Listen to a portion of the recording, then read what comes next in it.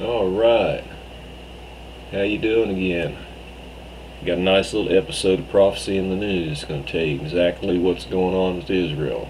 These guys are good and they speak the truth. So let's listen up and fill our brains with the truth of what's going on and what's going to bring on. Hello again, Gary Stearman with another edition of Prophecy in the News. Today's very special guest, Jimmy DeYoung. You will want to hear what he has to say about Israel and what's happening right now.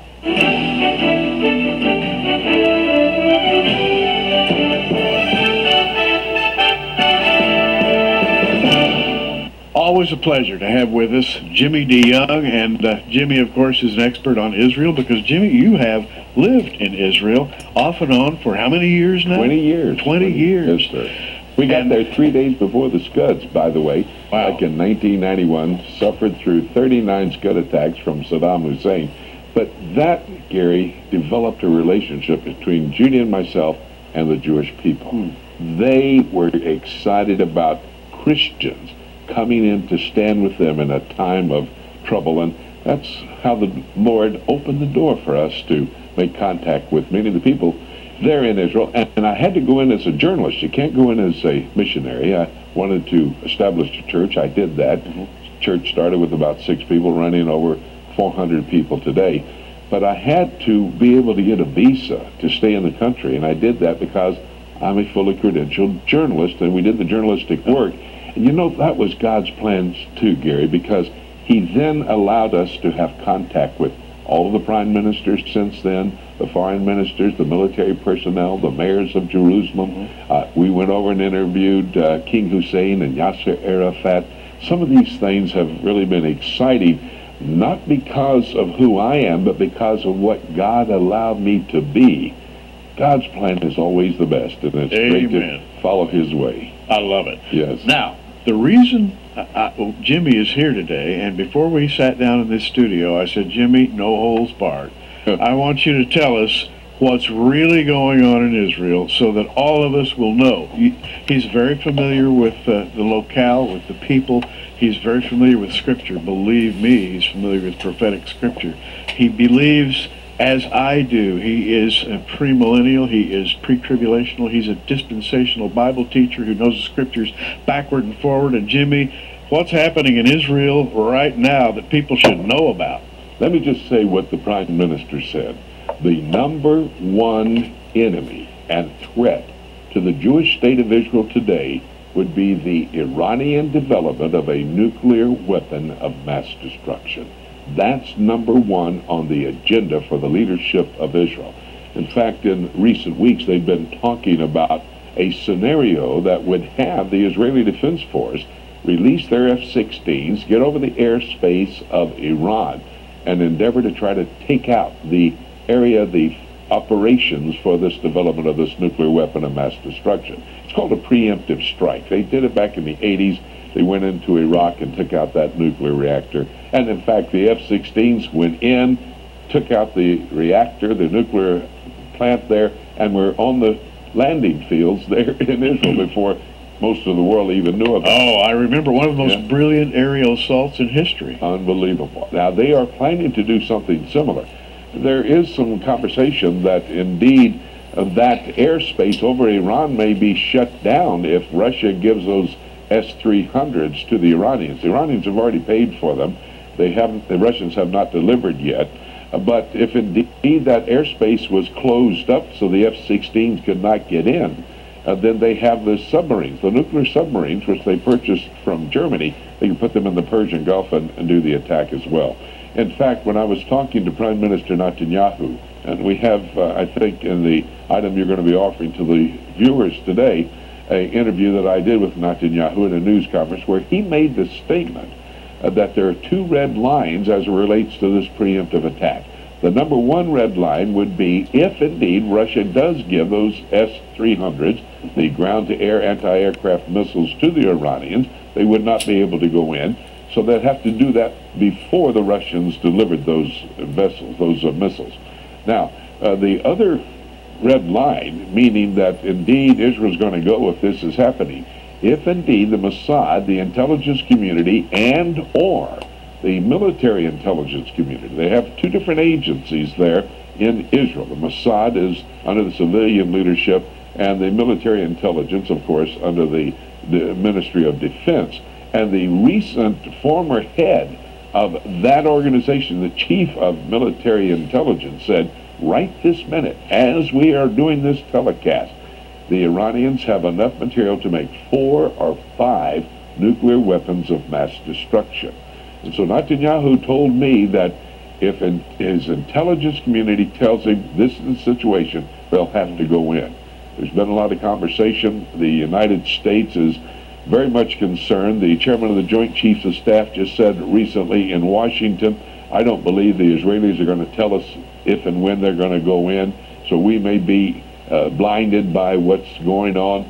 A new report by the American Enterprise Institute said that Israel has less than 1 year to deal with this situation, and they're giving that report to the the Defense Department here in America. They're going to have to make some decisions in the next year as well. And Jimmy, I read in the Mideast news services, 2 or 3 news services reported that those bombs being built by the Iranians are not field-grade weapons. Those are very large, high-yield nuclear weapons which could wipe out Israel. And they have the delivery system, Gary, to do that. These Shahab 3s have a range that would hit any target in Israel.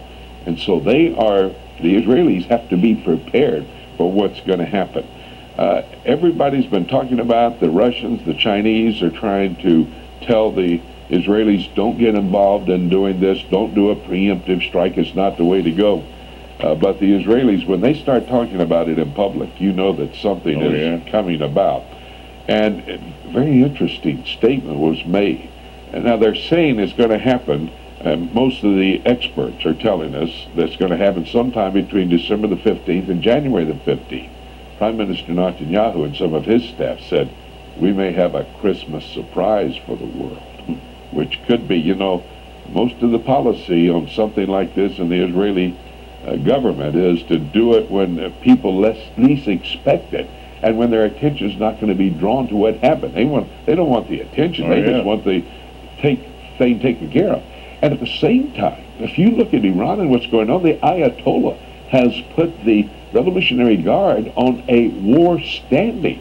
They have moved the Shahab missiles, these long-range missiles, which could take a nuclear warhead and deliver it to Israel. They moved them to secret locations.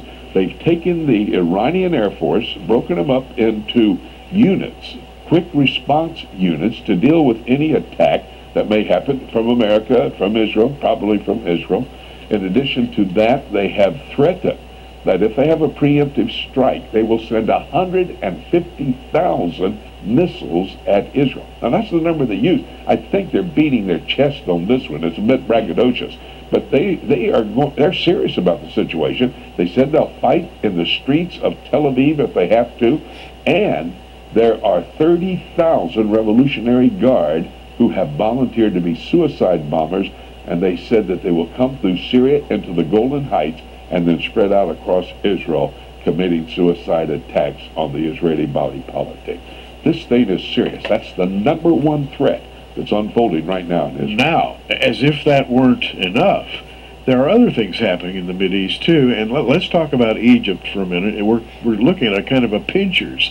Up to the northeast you have Iran, and down to the south of Israel you have things happening in Egypt that are definitely destabilizing, right? And what is also so interesting in that, I'll get to Egypt, but let me tell you, the surrogate for the Revolutionary Guard is Hezbollah there in southern Lebanon at Israel's northern border.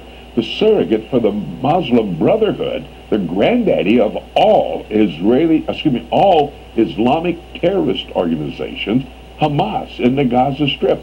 So you've got the picture of Egypt and Iran, but you got their surrogates right on your borders, or within your borders, ready to carry out your command as well. This Egyptian situation is something else. When they took down Hosni Mubarak, who had been the president of Egypt for 32 years, it was just a terrible report for the Israeli government to hear. Shimon Peres, now he's not a hawk by any means of the imagination. He's a dove if there ever was one. But he said, Hosni Mubarak was the best friend that Israel ever had.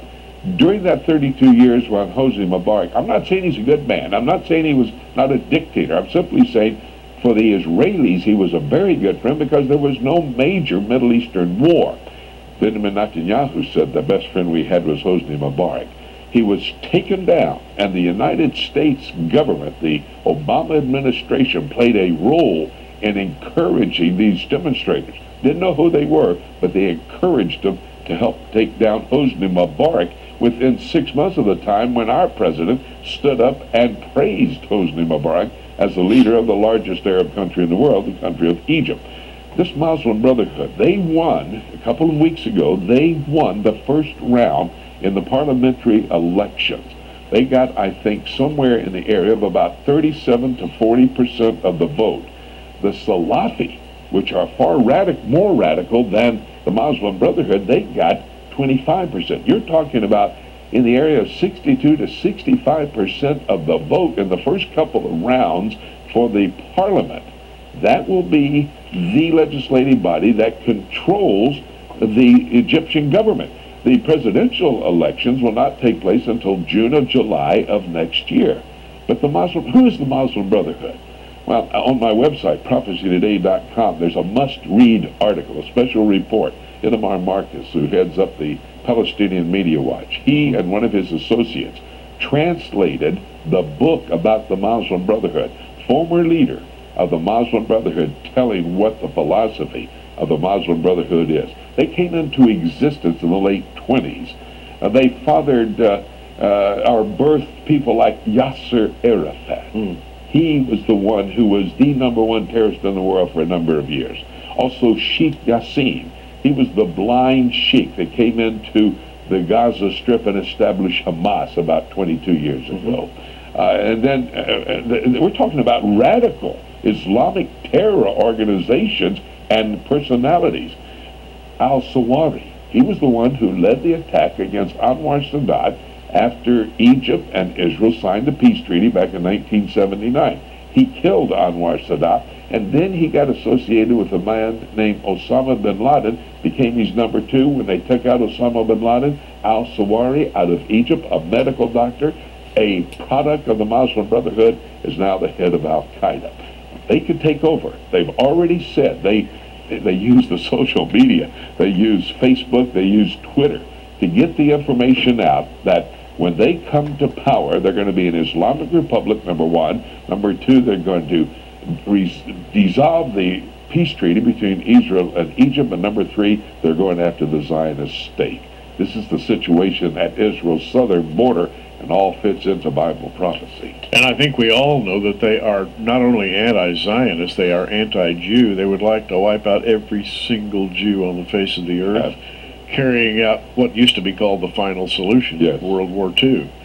Well, I have some offerings from Jimmy that I would like to share with you right now. We have a book here called Israel Under Fire, and this pretty much details what Israel has to face on a daily basis.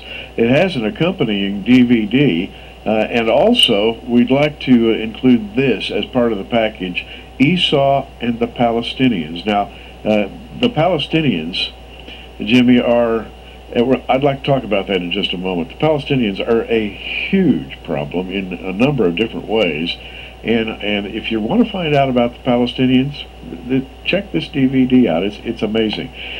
Ask for the Jimmy DeYoung package when you call 1-800-475-1111. Israel Under Fire, the book and the DVD, and Esau and the Palestinians, the DVD. This would come to about $59.95 regularly for these three items, but we're going to offer them to you for $49.95. Again, the 800 number, 1-800-475-1111. Ask for the Jimmy DeYoung package. You've heard him talk. Now you can kind of check him out in detail in these books and DVDs. It's the Jimmy DeYoung package, $49.95 plus shipping and handling. Where would you like to go next, Jimmy? I think we need to look at Syria. You see, we talked about the Iranian threat that is #1 as far as the Israelis are concerned. At their southern border, they have to be very much concerned about the Muslim Brotherhood coming to power. Prime Minister Netanyahu said it's going to be a disaster when we have at our southern border a people who want to destroy us. As you said, wipe out the Jewish people, take care of the final solution. But at Israel's northern border, then you have the Syrians. Bashar Assad going through some terrible times. He himself responsible for giving the orders to his military to kill the opposition. And over 4,000 of his people, of Syrians, have been killed by the military led by Bashar Assad, the president. You've got to remember, back in the 80s, his father, Hafez al-Assad, had a problem, had an uprising similar to what's going on. And guess where it was focused? Huma, the location where all this uprising is taking place. He killed 10,000 Syrians there, took the bulldozers in, just bulldozed them into the ground and built buildings on top of these dead bodies. Wow. Well, Bashar Assad has been trying to sustain his leadership by doing everything he can to get rid of the opposition. And at the same time, there was a recent a special done by Barbara Walters on ABC where she interviewed, the only interview that I know from a Western journalist, she interviewed Bashar Assad there in Syria, in Damascus.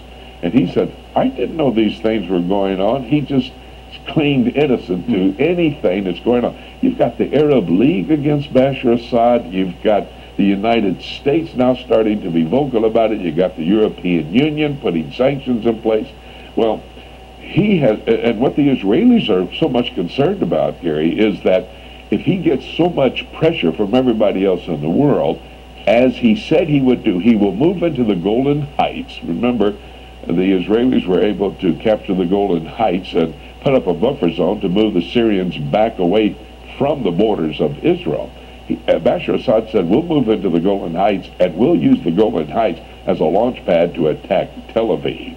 And so what many are concerned about in the Middle East is that if indeed this continues on, if there is a problem as it relates to pressure, Assad said, you send in NATO like they did in Libya, we'll attack Tel Aviv. So that's the situation.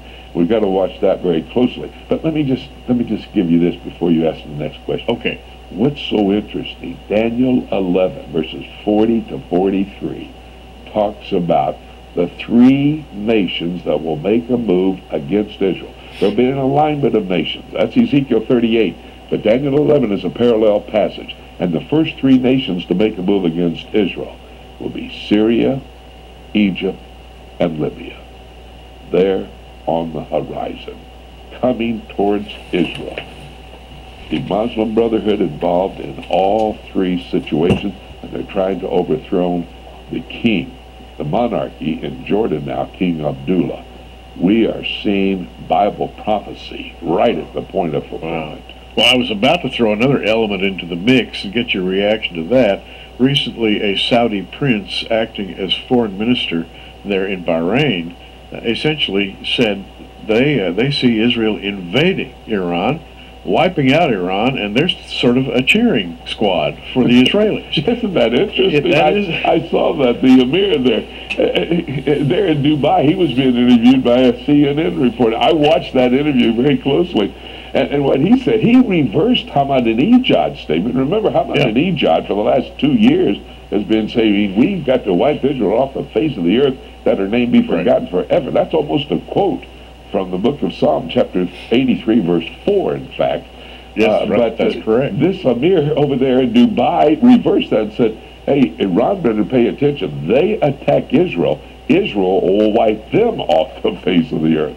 But, you know, when you go to Ezekiel chapter 38, those passages in Ezekiel are so key. You and I were talking about it before the program. They're very, very key.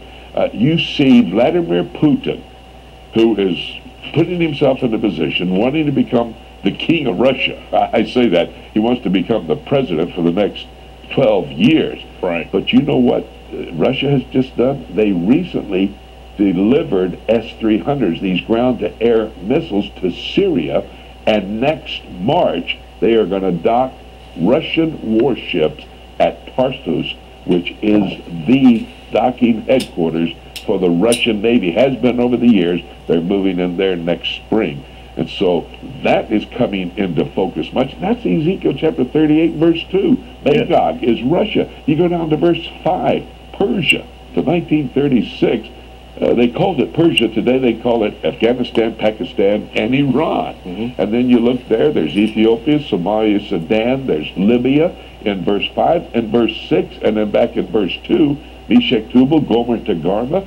And if you study biblical geography, you know that happens to be what the area of modern-day Turkey was divided in the biblical times. And Tayyip Erdogan wants to be the pan-Islamic leader. He wants to start. Remember, that's where Islam stopped its move, right? And that's where they were shut down when the Ottoman Empire was stopped. And they want to continue their move across the world and take over and tie up Erdogan. So all of these players are on the scene. They're all talked about in Ezekiel 38. This brings Ezekiel 38 to life, because this man, very difficult to pronounce his name, Recep Tayyip Erdogan, who's Prime Minister of Turkey. Who ever heard of him? And suddenly he's a major player along with the United States. And he's always cutting at Israel. They broke total relations there just recently. Right. He stood with the Palestinians. He has gone into the Gaza Strip and met with the leadership of Hamas down there. Hamas, the Islamic terror organization that wants to set up a worldwide caliphate, a worldwide kingdom, and all that's going on in Egypt. Let me just tell you, the other day they had a meeting in Cairo, not one of the demonstrations there in the square, but this was a side meeting over at the largest mosque in Cairo. And the leader of that mosque, his name slips me right now, but he's the #1 Sunni Muslim in the world. He called for 1 million Muslim men to march on Jerusalem. He said the Israelis are Judaizing Jerusalem. Of course, that's where the temple's going to be put up. We might want to mention some of the activities there in a moment. But that's where they're focusing on now, the city of Jerusalem. 1 million Muslims to come in there, and that's the kind of incitement that's going on. Now, I would like to get your response to this, because Jimmy lives in Israel, has, as you've heard him say, for the past 20 years on and off, and he has a feel for the Israeli man on the street. And I'd like to know, just from your lips, what does the Israeli man on the street think about all this? If it were me, I'd be trying to find a way to protect myself in light of coming events.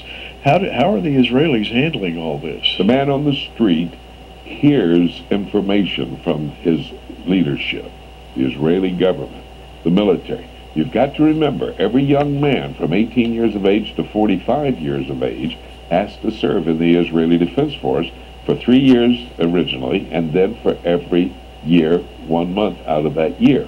So they have a connection to knowing what's going on in the military. They get updates all along the way.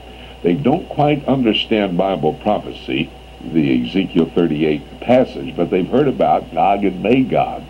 And so they talk about it, not knowing quite what they're talking about. But they have to realize, recently the foreign minister, Avigdor Lieberman, went into Moscow to meet with Vladimir Putin. He made the statement, we don't like you giving these S-300s to Syria. We don't like the fact you're going to put your warships on the Mediterranean coast in Syria. We don't like the fact that you've given your technology and technicians over to the Iranians to develop this weapon that they've threatened to wipe us off the earth with. So all the people, all the body politic of Israel is aware of the scripture, of prophecy. In fact, remember, last year, the Prime Minister, Netanyahu, met with Putin and Medvedev, the President and the Prime Minister, there in Moscow, and he said Ezekiel 37 has been fulfilled. That was his statement. Wow. He told the Russian leaders, Ezekiel 37 has been fulfilled. That's the return of the Jews to the land. When you get over to chapter 38, and verse 8 says, they will return and they will dwell safely. Verse 11 says, they will live in unwalled villages. I think it's a false security that they think they have, because they think, and they are a powerful military organization. I'm not denying that. But when you take the entire coalition mentioned in Ezekiel 38, Daniel 11, Psalm 83, and attack Israel, somebody's going to have to intercede, and somebody will. The Lord will intercede and take out these enemies. Well, and we know about that Isaiah 17 prophecy, the flattening of Syria. Syria will be taken away from being a city at all, which has never happened. And you know what? Isn't that interesting? Just a few moments ago, I said the first three that make the move: Syria, Egypt, Libya. Yes. Syria is going to be dealt with when they attack Israel. Damascus, Isaiah 17, will be fulfilled. Well, you better keep abreast of events in the Middle East and read your Bible. And, by the way, I'll offer you a method of doing just that. We have Israel Under Fire, a book here that I think you'll really enjoy. John Ankerberg, Jimmy DeYoung put this together. And the DVD, which I have observed, by the way, and it's a wonderful DVD. It'll keep you enthralled. As well as this one, Esau and the Palestinians. This book and the two DVDs we're putting together for $49.95, calling it the Jimmy DeYoung package, so that you'll remember to ask for it. Just ask for the Jimmy DeYoung package, and it'll be yours. $49.95 plus shipping and handling. The 800 number is 1-800-475-1111. And while we're at it, I want to mention this: Ready to Rebuild, a DVD produced by Jimmy DeYoung. And if you want to find out about the current attitudes and movements to rebuild the temple in Jerusalem, this is the DVD for you. $24.95 plus shipping and handling. Ready to Rebuild. In fact, it's ready to rebuild revisited. Say that twice in a row.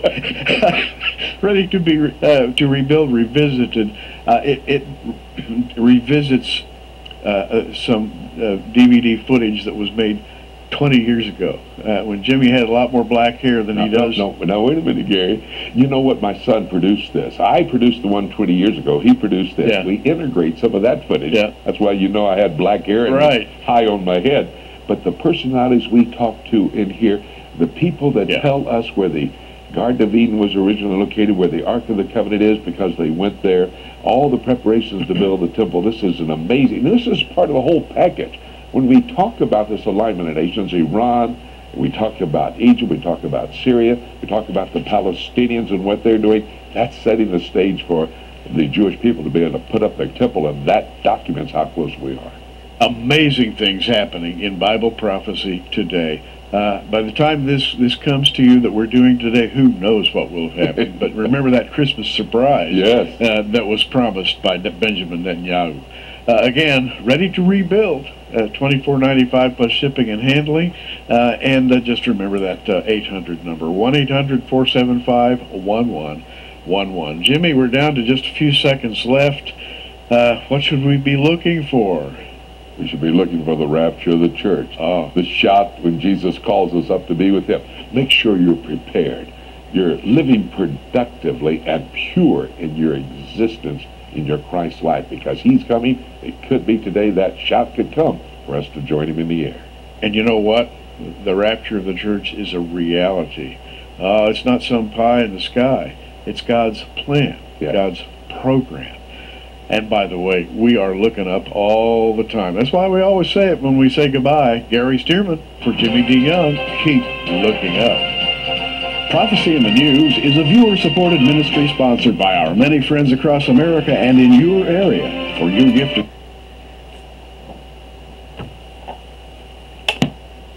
Well, I hope you liked the show and Jimmy DeYoung and what he had to say. And I second that, Gary.